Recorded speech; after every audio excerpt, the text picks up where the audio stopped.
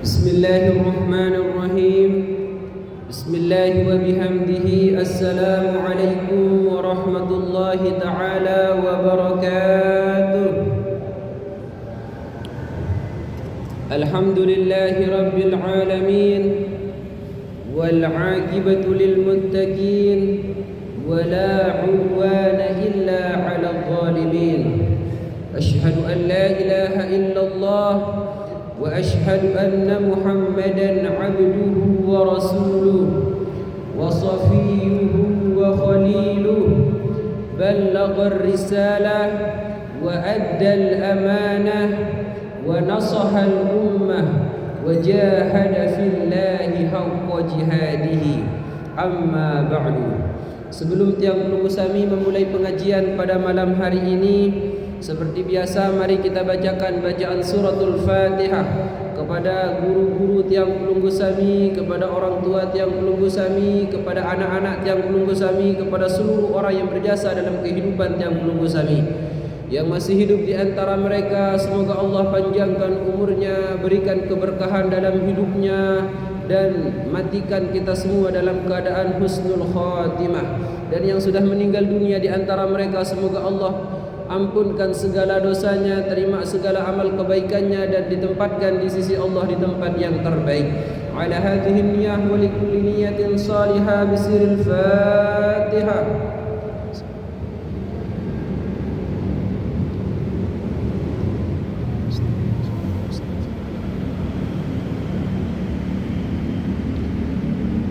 Yang sudah berada di masjid niki namun lupa niat i'tikaf, mari kita berniat sama-sama untuk beriktikaf di masjid ini. Nawaitul i'tikafa fi hadzal masjid awwalahu wa akhirahu kama nawa salafuna salih wan nabi sallallahu alaihi wasallam sunnatan lillahi ta'ala. Alhamdulillah, segala puji beserta syukur kita haturkan dan layangkan kepada Allah Subhanahu wa taala. Kalimat alhamdulillah, segala bentuk pujian itu hanya pantas kita sematkan kepada Allah Subhanahu wa taala. Artinya kemudian pujian yang disematkan dan dilayangkan kepada Allah itu pada hakikatnya senantiasa bermuara juga kepada Allah Subhanahu wa taala. Bapak Ibu jamaah yang dimuliakan Allah, kalau ada di antara manusia memuji kita karena gagahnya, kalau ada di antara manusia memuji kita karena hartanya, kalau ada kemudian manusia memuji kita karena skill keterampilan kita, itu pada hakikatnya mereka sedang memuji orang yang memberikan itu semua kepada kita. Zat yang telah menganugerahkan itu semua kepada tiang pelunggu. Jadi jangan bangga dan berbesar hati kalau ada orang yang memuji kita, yang pada akhirnya kemudian pujian itu akan kembali semuanya kepada Allah Subhanahu wa ta'ala. Kedua kalinya salawat beserta salam tak lupa pula kita layangkan dan hadiahkan kepada junjungan kita Nabi besar Muhammad sallallahu alaihi wasallam, seorang nabi yang penuh hidupnya dengan kebaikan dan keberkahan, seorang nabi yang bahkan di bulan ini, bulan Sya'ban, lebih tepatnya kita sudah memasuki tanggal 9 Sya'ban 1447 Hijriah, yang kata para ulama Sya'ban ini merupakan bulannya baginda Nabi sallallahu alaihi wasallam. Kenapa kemudian para ulama menyebut bulan Sya'ban ini salah satu di antara bulannya Nabi Muhammad? Dan kata para ulama, tidak ada yang paling dianjurkan kita kerjakan di bulan ini melainkan kemudian kita bersolawat kepada Nabi, mengamalkan akhlak dan tutur kata mulia Nabi Muhammad sallallahu alaihi wasallam. Karena di bulan ini firman Allah Subhanahu wa taala yang mengatakan, innallaha wa malaikatahu yusalluna 'alan nabi ya ayyuhalladzina amanu sallu 'alaihi wa sallimu taslima. Sesungguhnya Allah beserta malaikat bersolawat kepada Nabi Muhammad. Maka wahai orang-orang yang beriman, bersolawatlah kalian kepada Nabi Muhammad sallallahu alaihi wasallam. Bapak Ibu jamaah yang dimuliakan Allah Subhanahu wa taala, kalau kita kemudian cermati ayat ini, kata para ulama, Allah Subhanahu wa taala menyuruh kita untuk melakukan solat, namun zatnya Allah tidak pernah sama sekali melakukan solat. Kalau kita disuruh oleh Allah untuk membayar zakat, Allah Subhanahu wa taala zatnya sendiri tidak pernah melakukan perbuatan zakat itu. Allah menyuruh tiang penunggu sami beribadah, untuk puasa, pergi ke Masjidil Haram menunaikan ibadah haji, namun Allah Subhanahu wa taala tidak pernah melakukan perintah tersebut. Maka kemudian kata para ulama, namun ada satu perintah, kata ulama, yang dimana perintah tersebut tidaklah Allah perintahkan untuk dikerjakan oleh hambanya, melainkan Allah terlebih dahulu melakukan perintah tersebut. Allah terlebih dahulu menunaikan perintah itu pada zatnya. Seraya beliau mengatakan, innallaha wa malaikatahu yusalluna 'alan nabi. Itu kemudian menunjukkan bahwasanya perintah kita bersolawat kepada Nabi Muhammad adalah perintah yang luar biasa. Memperbanyak solawat kepada Nabi Muhammad merupakan keutamaan yang luar biasa, yang dimana tidak hanya manusia yang bersolawat kepada Nabi Muhammad, bahkan zatnya Allah, bahkan malaikatnya Allah pun bersolawat kepada Nabi Muhammad sallallahu alaihi wasallam. Kemudian Bapak Ibu jamaah yang dimuliakan Allah, kembali lagi dengan apa yang diperintahkan oleh Nabi. Rajabun syahruz zar'i wa Sya'ban syahrus saqi wa Ramadan syahrul hasadi. Bulan Rajab yang kemarin kita sudah berada dan melaluinya merupakan bulan tempat seorang hamba bercocok tanam, yang kemudian ketika Allah sampaikan umurnya mereka tersebut menggunakan bulan Sya'ban dengan menyiram tanaman yang sudah mereka tanam di bulan Rajab.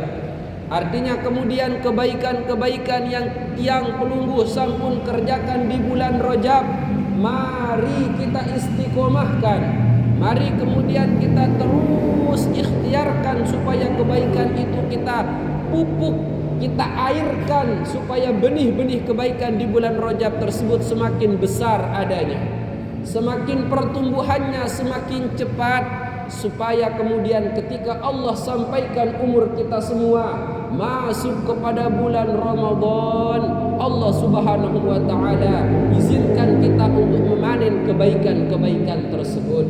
Allah izinkan hati kita condong untuk bisa merasakan halawatul iman, bisa kita merasakan kelezatan di dalam peribadatan kita kepada Allah Subhanahu wa taala. Bapak Ibu jamaah yang dimuliakan Allah, yang banyak sekali hilang hari ini dari tengah-tengah orang muslim bukanlah perkara solat. Banyak masih kita temukan mereka menunaikan solat. Banyak sekali kita temukan hari ini mereka masih berpuasa, masih menunaikan ibadah haji dan umroh, masih menunaikan kebaikan-kebaikan yang lain. Namun yang hilang daripada peribadatan kaum muslimin hari ini adalah bagaimana dalam proses peribadatan tersebut mereka dapat menikmati lezatnya ibadah itu. Terkadang Bapak Ibu, di antara kita ada yang menunaikan solat, namun tidak kita rasakan kenikmatan dalam penunaian solat tersebut. Yang hanya kita pikirkan bahkan dalam solat kita masih seputar dunia dan isinya. Banyak di antara kita bahkan ketika solat, setan-setan tersebut hadirkan dalam pikiran kita permasalahan hidup kita. setan-setan tersebut hadirkan segala bentuk urusan-urusan dunia kita, sehingga itu akan mencabut kenikmatan, kekhusyuan dalam peribadatan tiang pelung. Maka kemudian kata Nabi Muhammad sallallahu alaihi wasallam, salasun man kunna fihi wajada halawatal iman. Setidaknya kemudian untuk kita mengambil kembali kenikmatan iman, kelezatan dalam peribadatan, itu dapat kita dapatkan dengan 3 perkara. Kata Nabi Muhammad, yang pertama, ayyakunallaha wa rasulahu ahabba ilaihi mimma siwahuma. Yang pertama adalah yang dapat menjadikan seorang hamba tersebut mendapatkan kelezatan iman di dalam hatinya, dia mampu menjadikan Allah dan Rasulnya lebih dia cintai daripada selain keduanya. Dia jadikan zatnya Allah dan Nabi merupakan orang yang dia masukkan ke dalam hatinya. Dia cinta terhadap Allah dan Rasul lebih daripada cinta kepada selain keduanya. Dia belajar untuk mencintai Allah dan Rasul lebih dia cintai daripada keluarganya, daripada istri dan suaminya, daripada anak-anaknya. Lebih Allah cintai, lebih Allah dan Rasulnya dia cintai daripada harta kekayaannya, daripada jabatannya, daripada semua selainnya. Maka kemudian siapa orang yang sudah mampu dan masih belajar untuk mencintai Allah dan Rasulnya, lebih dia cintai daripada selain keduanya, maka Allah akan anugerahkan di dalam hatinya kelezatan dalam ibadah. Allah akan anugerahkan dalam dirinya halawatul iman. Maka kemudian Bapak Ibu yang dimuliakan Allah, bagaimana kita menakar dan mengetahui ciri-ciri orang tersebut sudah mampu menjadikan Allah lebih dia cintai dan Rasulnya ketimbang selain keduanya. Pertama, cara kita melihat Bapak Ibu secara sederhana, ketika masuk panggilan azan dalam solat 5 waktu, maka apapun pekerjaannya, apapun aktivitasnya, apapun kesibukannya, orang yang mencintai Allah lebih dari pekerjaannya, orang yang sudah mampu mencintai Allah lebih besar daripada selainnya, maka dia akan tinggalkan pekerjaan itu untuk menunaikan kewajibannya kepada Allah Subhanahu wa ta'ala. Itulah kemudian cara sederhana kita mengetahui orang-orang itu sudah mampu menjadikan Allah dan Rasulnya lebih dia cintai daripada selain keduanya. Bahkan ini juga diajarkan oleh Nabi kita Ibrahim alaihi salam ketika beliau menikah dengan Siti Hajar. Lama usia pernikahannya tidak dikaruniai buah hati belahan jantung, tidak dikaruniai anak yang akan melanjutkan tradisi keturunannya. Maka kemudian nikah lagi dengan Siti Sarah, berpuluh-puluh tahun menikah dengan Siti Hajar. Kemudian ketika menikah dengan istri keduanya, baru dikaruniai seorang anak yang bernama Ismail alaihi salam. Maka sewajarnya ketika seorang ayah sudah lama menjalani pernikahan, diberikan kemudian oleh Allah anak laki-laki yang begitu pintarnya, begitu gantengnya, maka tentu seorang ayah akan mencurahkan kasih sayangnya sepenuhnya kepada anak tersebut. Namun Bapak Ibu yang dimuliakan Allah, ketika anak tersebut beranjak dewasa, maka Allah Subhanahu wa ta'ala kemudian menyuruh Nabi Ibrahim untuk menyembelih anaknya. Maka kemudian coba kita perhatikan dan mari kita ambil pelajarannya Bapak Ibu. Nabi Ibrahim dengan sabar, dengan kuat hati menunjukkan kepada kita semua Allah adalah zat yang harus kita besarkan dan selainnya harus kita kesampingkan. Kalau sudah bersangkutan dengan Allah, mari kita sabar menjalani prosesnya. Mari kita teguh menjalani ibadahnya, karena di balik itu tentu ada hikmah dan anugerah yang luar biasa yang akan diberikan Allah kepada kita. Maka kemudian Bapak Ibu jamaah kaum muslimin yang dimuliakan Allah Subhanahu wa taala, di bulan Sya'ban juga merupakan bulan yang dikenal dengan tahwilul kiblah, pergantian kiblat dari Masjidil Aqsa ke Masjidil Haram. Allah Subhanahu wa taala dalam sebuah riwayat dikatakan sesungguhnya Nabi tersebut diperintahkan untuk menghadap kiblat ke Masjidil Aqsa, tempat yang sekarang itu menjadi konflik yang tidak berkesudahan. Allah Subhanahu wa taala menyuruh Nabi Muhammad untuk menghadapkan dirinya ketika menunaikan peribadatan kepada Allah menghadap Masjidil Aqsa selama kurang lebih 2 tahun lamanya. Dan di bulan Sya'ban kemudian Allah kembalikan kiblat tersebut kembali ke Masjidil Haram, dan itu terjadi di bulan Sya'ban. Maka kemudian Bapak Ibu jamaah kaum muslimin yang dimuliakan Allah Subhanahu wa taala, pada malam hari ini kita lanjutkan nasihat-nasihat yang disampaikan para ulama, yang semoga dengan kita mendengarkan nasihat ini kemudian kita dijadikan oleh Allah Subhanahu wa taala menjadi orang-orang yang keluar dari tempat ini hati kita dipenuhi dengan keimanan dan ketakwaan kepada Allah. Energi positif dari hasil ibadah yang penunggu sami yang kita dapatkan di tempat ini akan bisa kita sebarkan di dalam keluarga kita, di dalam tetangga kita, dan di dalam masyarakat kita. Amin ya rabbal alamin. Qala al-musannif rahimahullah wa nafa'ana bihi wa bi'ulumihi fid dharain amin.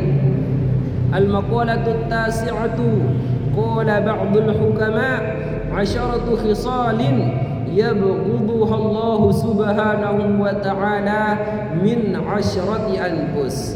Sekarang kita akan mendengarkan nasihat yang disampaikan Al-Imam An-Nawawi Al-Bantani, yang dimana beliau mengatakan di dalam kitabnya Nasaihul Ibad ada 10 perkara, yang dimana 10 perkara ini sangat dibenci oleh Allah jikalau 10 perkara ini terdapat dalam 10 tatanan manusia. Lamun arak ruan pegawaian sak 10 niki melekat oleh 10 manusia, maka itu merupakan perkara yang sangat dibenci oleh Allah Subhanahu wa ta'ala. Perkara pertama, Al-Imam An-Nawawi mengatakan al-bukhlu minal aghniya. Perkara pertama yang sangat dibenci oleh Allah jikalau perkara tersebut hadir dan ada dalam diri manusia, yaitu al-bukhlu minal aghniya, rasa bakhil, pelit jikalau sifat tersebut melekat pada diri orang kaya. Qala al-Hakim al-bukhlu mahmu sifatil insaniyah wa isbatu adatil hayawaniyah. Dikatakan oleh Al-Imam Hakim bahwasanya beliau mengatakan yang namanya bakhil, yang namanya pelit, ini merupakan penghapus dari sifat-sifat kemanusiaan, dan sifat pelit ini merupakan sifat yang sudah melekat dalam diri hewan-hewan yang lain.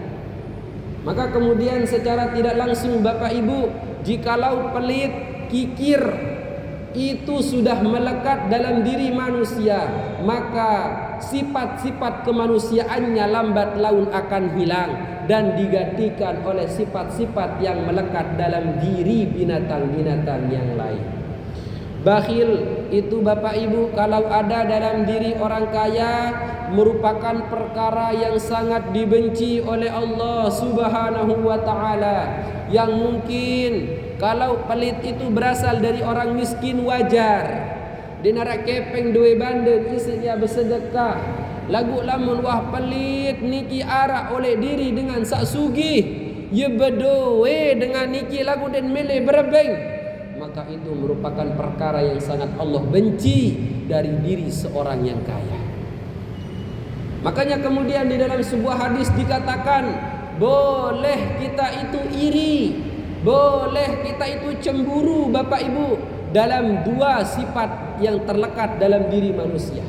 Sifat pertama yang boleh kita cemburu tersebut adalah sifat yang dimana orang tersebut diberikan oleh Allah ilmu, yang dengan keilmuannya dia mengamalkan ilmu tersebut, dia mengajarkan ilmu tersebut pagi, sore dan malam.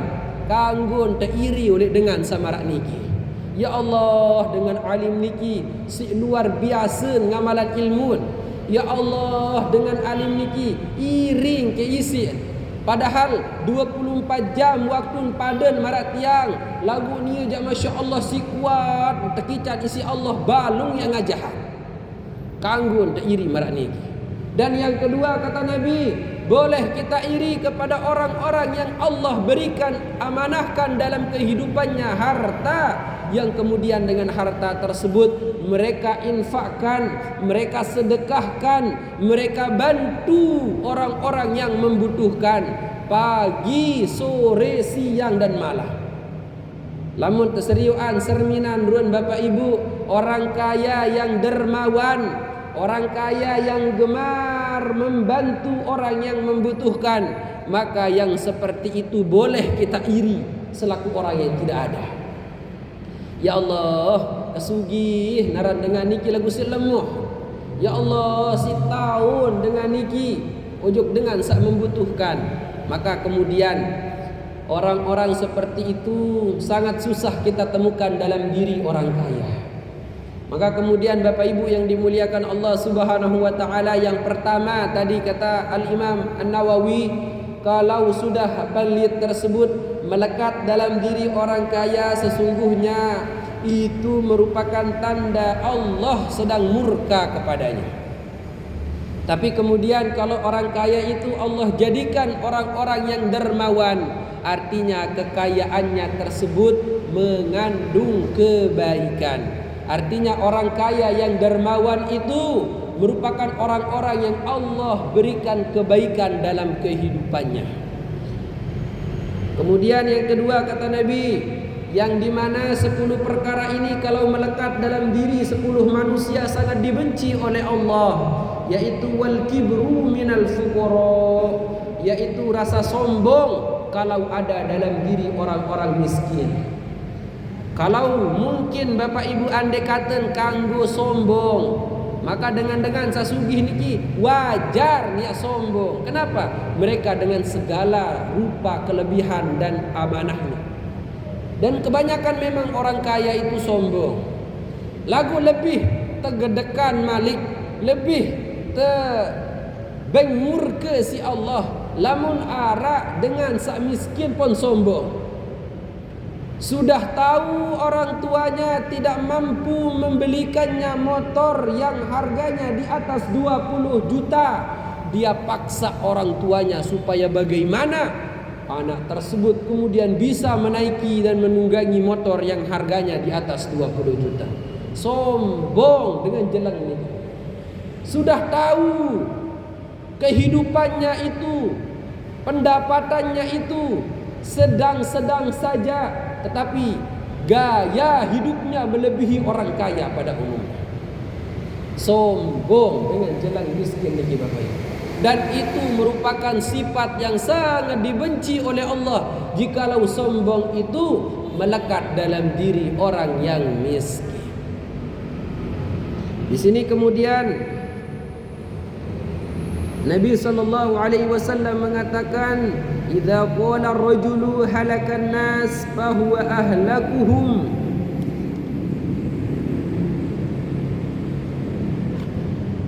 Jikalau ada seorang yang mengatakan celakalah orang tersebut, ia berdoa lengi ujuk dengan lain, maka kata Nabi Muhammad, pada hakikatnya dia sedang mendoakan dirinya keburukan.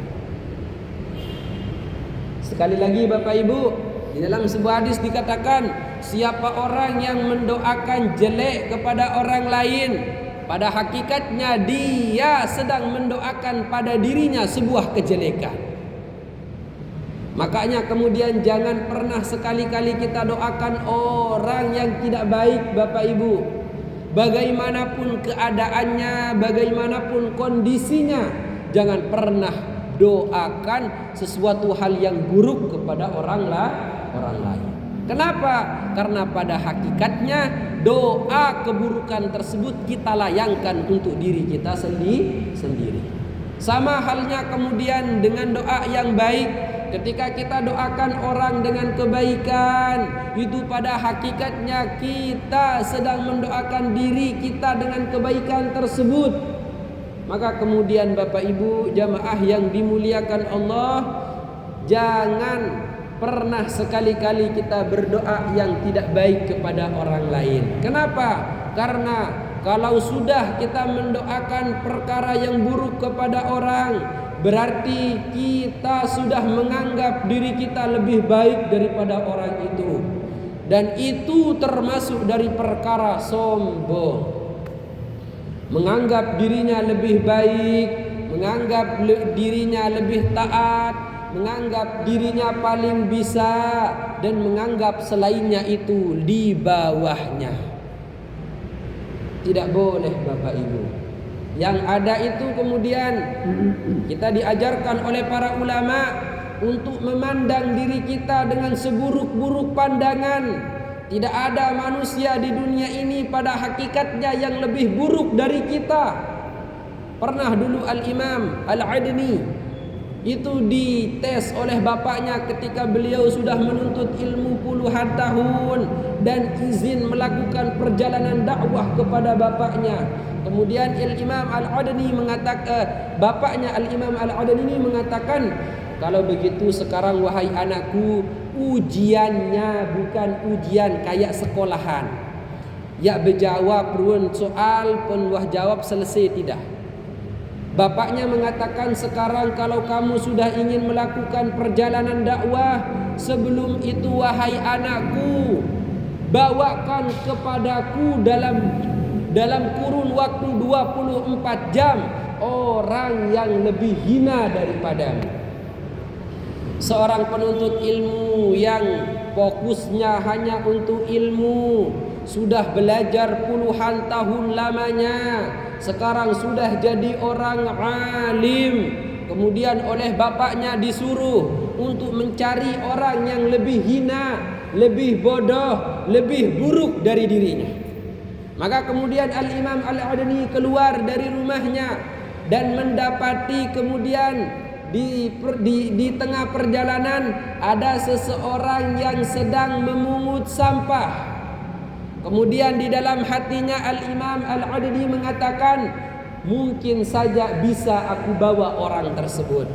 Secara penampilanku lebih bagus darinya. Secara fisikku lebih sehat darinya. Mungkin saja kemudian dia lebih hina dari saya. Namun kembali lagi hati kecilnya mengatakan belum tentu.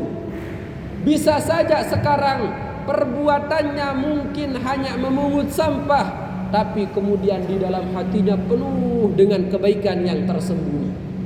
Bisa saja kemudian orang itu hanya memungut sampah, pengemis, mohon maaf Bapak Ibu, hanya sekedar orang yang dipandang remeh oleh masyarakat, namun menyembunyikan ibadah yang luar biasa. Sedangkan aku yang sudah berpuluh-puluh tahun belajar, belum tentu ilmuku barokah. Yang sekarang aku dengan jubah kebesaranku ini, belum tentu kemudian amal kebaikanku, ibadahku diterima oleh Allah. Jadi kesimpulannya, dia itu belum tentu lebih rendah daripadaku. Akhirnya kemudian Al-Imam Al-Adni melanjutkan perjalanan sampai Al-Imam Al-Adni tiba di sebuah pasar. Di pasar tersebut kemudian imam ini mendapati banyak sekali penjual yang menjajakan barang dagangannya. Di tempat itu kemudian sayup-sayup dia melihat orang yang sudah tua berjualan. Tidak ada orang yang mau membeli dagangannya. karena kondisi barang dagangannya itu sudah tidak segar dan tidak layak untuk dikonsumsi kelihatannya. Maka kemudian Al-Imam Al-Adni mengatakan, wah ini pasti ini orang ini lebih hina dari saya, orang ini derajatnya lebih bawah dari saya, wah ini orang ini makomnya itu lebih bawah daripada saya. Namun kemudian lagi-lagi Al-Imam Al-Adni berpikir dalam dirinya, belum tentu juga penjual yang tua ini lebih rendah hina daripada saya. Umurnya Allah hidupkan orang ini lebih panjang dari saya. Sudah barang tentu peribadatannya kepada Allah lebih banyak dari saya.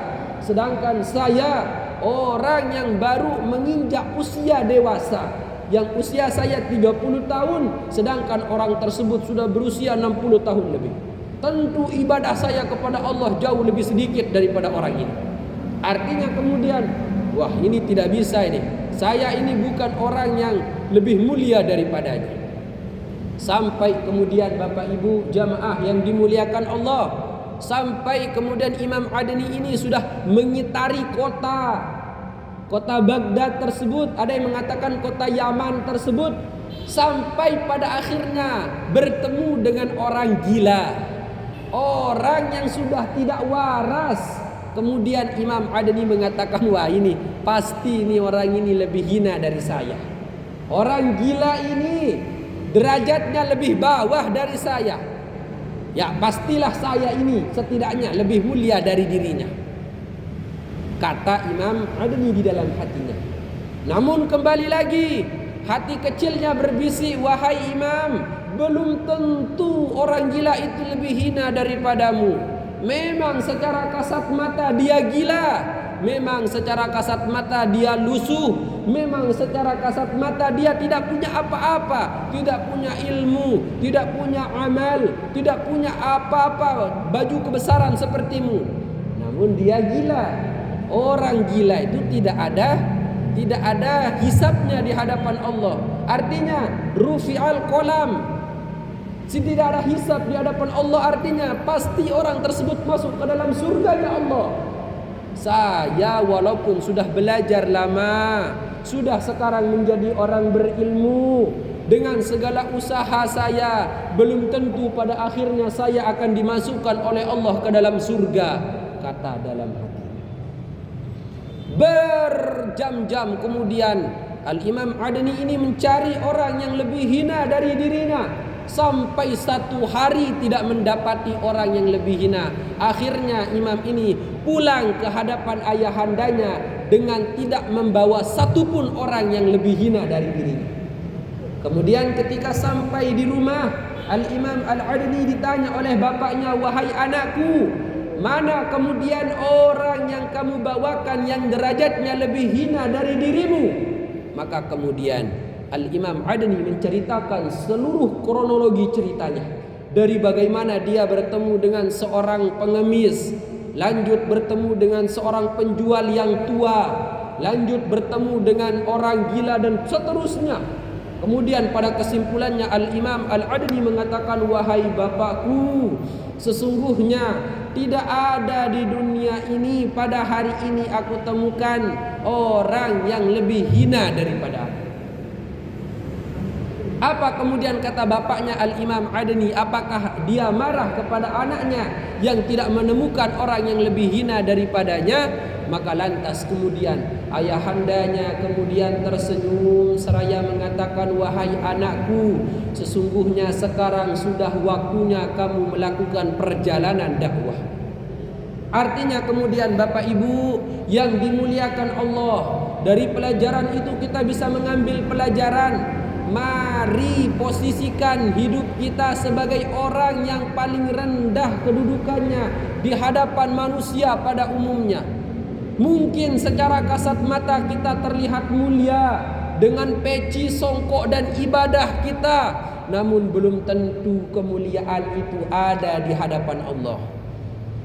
Bisa jadi orang-orang yang selama ini kita anggap hina, kita anggap rendah, ternyata di hadapan Allah derajat mereka lebih tinggi dari kita semua Bapak Ibu. Tidak ada yang tahu, tidak ada yang persis tahu tentang derajat seorang manusia.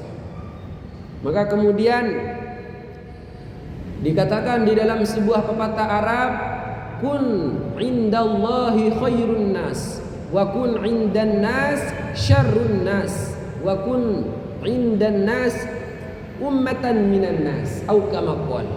Jadilah engkau, kata pepatah tersebut, seorang hamba yang di hadapan Allah menjadi seorang yang berusaha menjadi seorang hamba yang terbaik.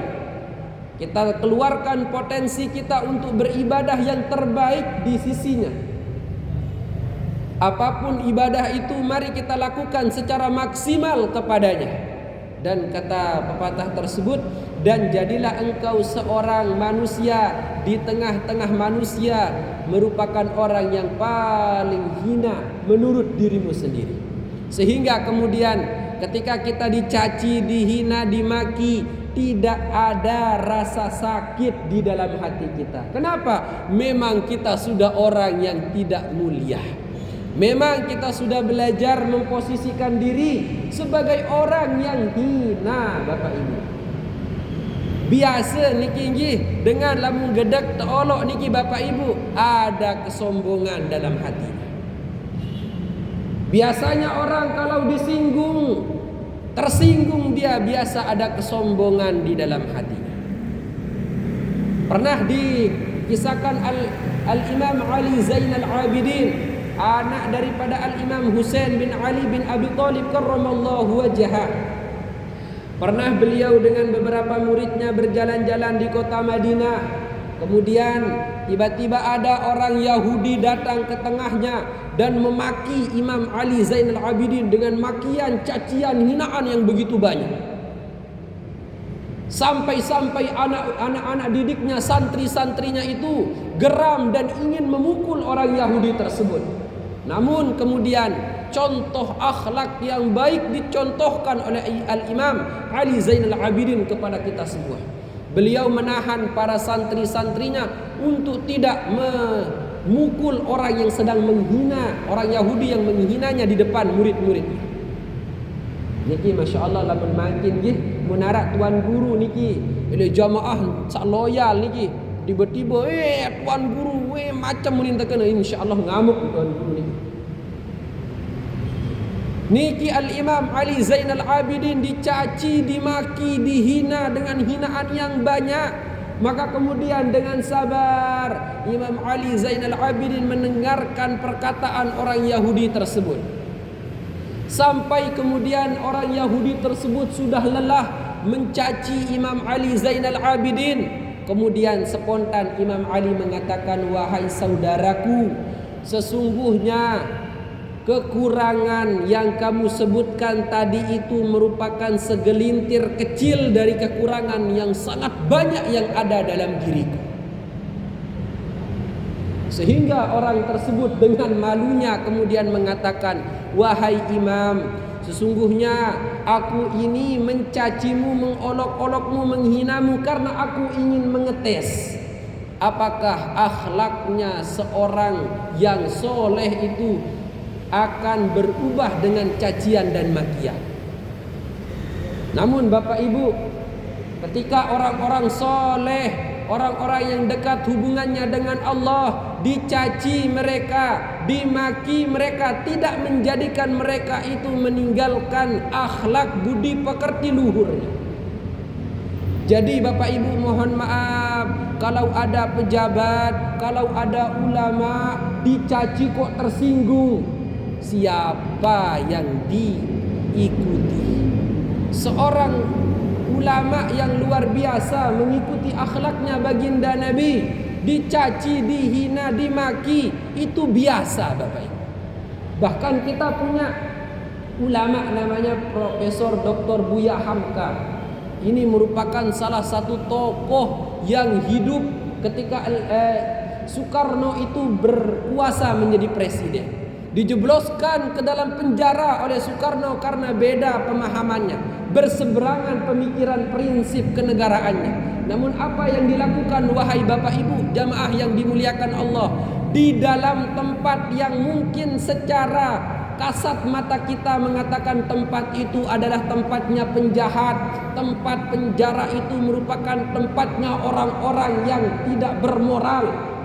Di penjara, Profesor Buya Hamka mampu mengarang kitab tafsir yang luar biasa diakui oleh dunia. Penjara tahun ngarang kitab niki Bapak Ibu. Artinya kemudian orang soleh tersebut mau dia dipuji, tidak terbang tinggi, dicaci tidak tumbang mereka para ulama. Maka itu sesuatu hal yang harus kita pelajari Bapak Ibu. Memang berat cobaannya di saat kita kemudian ibadah kepada Allah dengan konsistensi besar. Masyarakat kita yang tidak ibadah terkadang mencemooh, sok pacun. Yang jelap ruan tama do kubur. Yang jadi ulama macam unin tuade. Itulah proses menjadi orang baik itu susah Bapak Ibu. Dikarenakan kesusahan kita itu Allah ganjar dengan pahala yang sangat besar.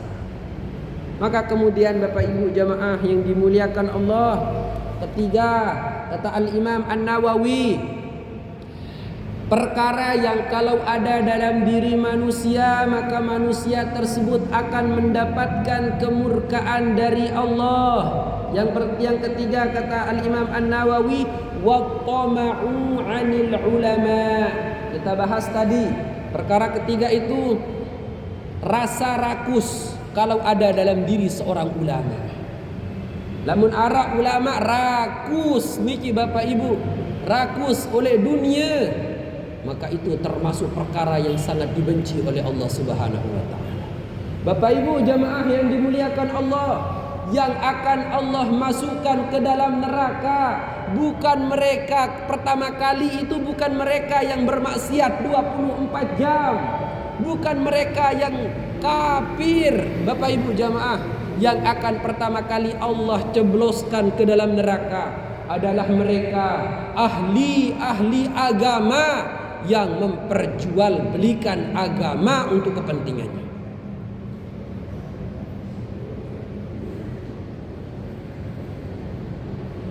Orang-orang yang akan dimasukkan pertama kali oleh Allah ke dalam neraka adalah mereka orang-orang yang kelihatannya sekarang mulia, bersorban, tak kenana tuan guru, tak kenana kiai, tak kenana dengan soleh, lagu dalam diri manusia niki rakus oleh dunia. Ada kita temukan hari ini Bapak Ibu, para pendakwah yang memasang tarif dalam dakwahnya. Ada kita temukan hari ini Bapak Ibu, kedian tante amplop manusia di tingkah datang. Namun kedian tante beng berkat selain ruan sebeng, maka itu Bapak Ibu. Lamun wah arak sifat rakus oleh diri dalam diri seorang ulama, maka itu merupakan perkara yang dibenci oleh Allah. Lamun rakus niki ada dalam diri manusia awam, masyarakat pada umumnya, wajar, mungkin wajar niki Bapak Ibu, karena mereka tidak paham aturan pada umumnya. Tapi kalau mereka orang yang sudah paham ilmunya, tahu konsekuensinya, tapi tetap dilakukan, maka itu merupakan perkara yang sangat dibenci oleh Allah Subhanahu wa taala. Hal ini kemudian diriwayatkan oleh Al-Imam An-Nawawi, seraya kemudian beliau mengutip ayat Allah Subhanahu wa taala di dalam Al-Qur'an, seraya Allah berfirman, "Lau syi'ta lattakhadhta 'alaihi ajra." Qala al-Khidir lahu hadza firaqu baini wa baini. Itu tiga golongan yang kita bahas tadi. Yang pertama kesimpulannya nggih, karena sudah masuk waktu Isya. Yang pertama tadi, kepelitan kalau ada dalam diri orang kaya yang pelit sungguh sangat dibenci Allah. Yang kedua, rasa sombong kalau ada dalam diri orang miskin itu sangat dibenci oleh Allah. Dan yang ketiga, rasa tamak dan rakus kalau ada dalam diri orang yang berilmu, orang yang dikatakan kurang soleh atau ulama, maka itu sangat dibenci oleh Allah Subhanahu wa ta'ala. Demikian nasihat yang bisa yang sampaikan pada malam hari ini. Semoga apa yang kita dengarkan dari nasihat para ulama dapat terus memacu ibadah kita supaya semakin besar, semakin dekat dengan Allah Subhanahu wa taala. Demikian dan terima kasih. Kurang lebihnya tiang mohon maaf. Hadanallahu wa iyyakum jami'an ila siratil mustaqim. Assalamualaikum warahmatullahi taala wabarakatuh.